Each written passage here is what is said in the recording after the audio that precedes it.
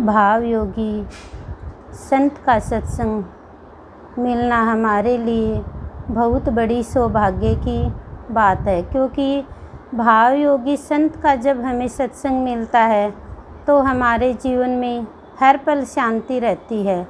और भाव योगी संत हमें सबसे पहले हमें संतोष देते हैं और हमारे जितने भी अभाव हैं वे दूर करते हैं और हमारे जीवन में भाव भरते हैं।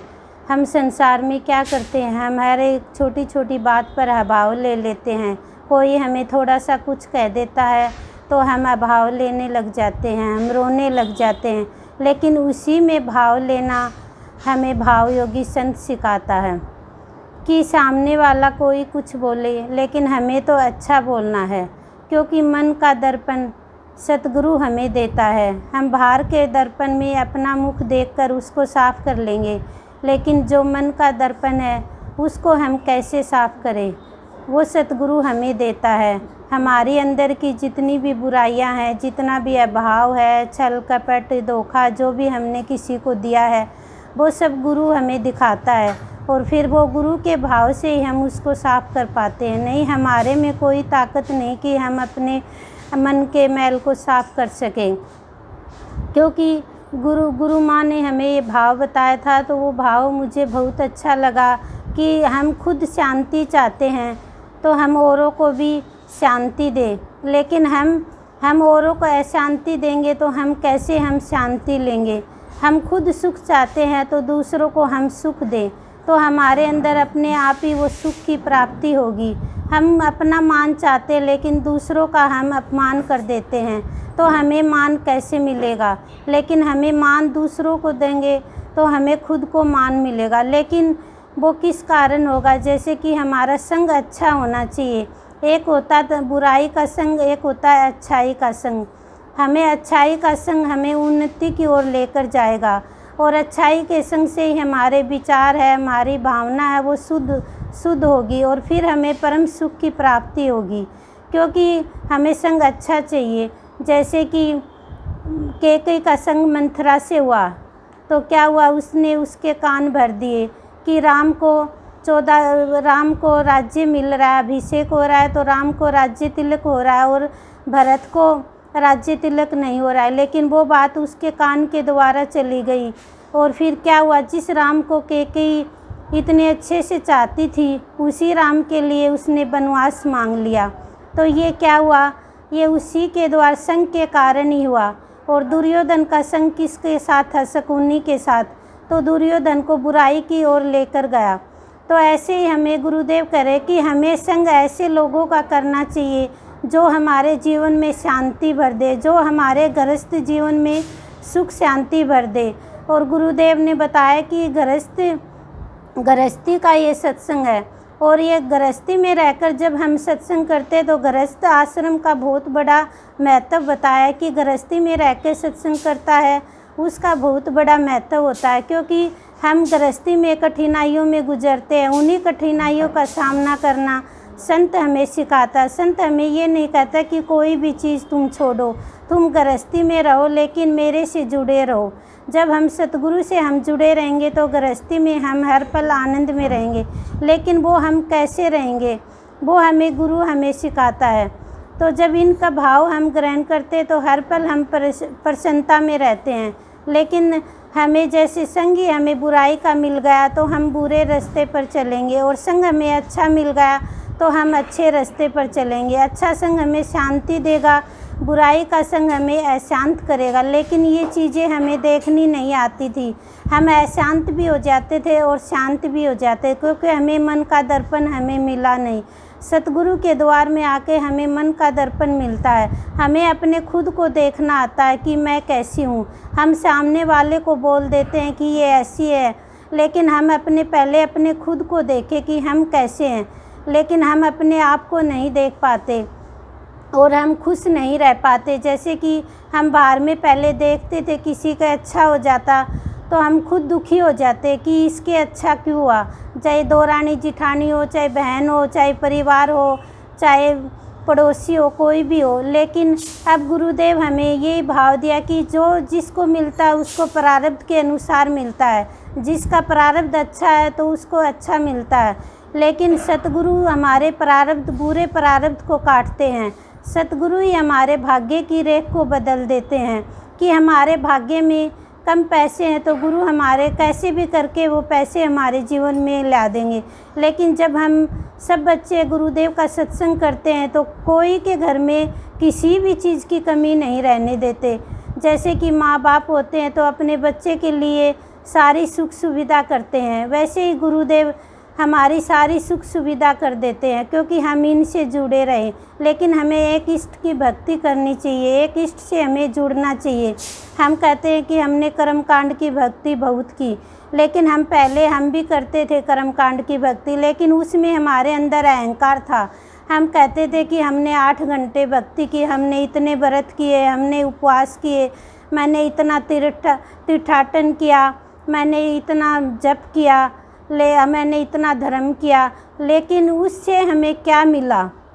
उससे हमें न तो हमें मन की शांति मिली, न हमारी अंदर की जो बुराई है वो ख़त्म हुई, चाहे हम कितना भी करते रहे। लेकिन सतगुरु कहते हैं सिर्फ प्यार करो, प्यार करोगे तो तुम भगवान को पालोगे।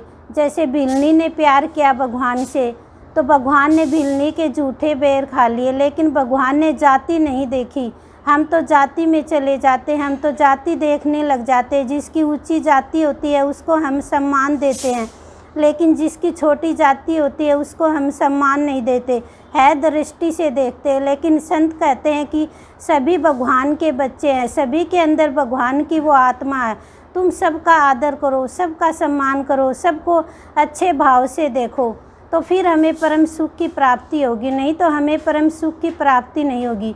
दुर्योधन के तो 56 भोग है वो त्याग दिए भगवान ने, लेकिन विदुराइन के केले के छिलके खा रहे, क्योंकि उनके अंदर वो भाव था।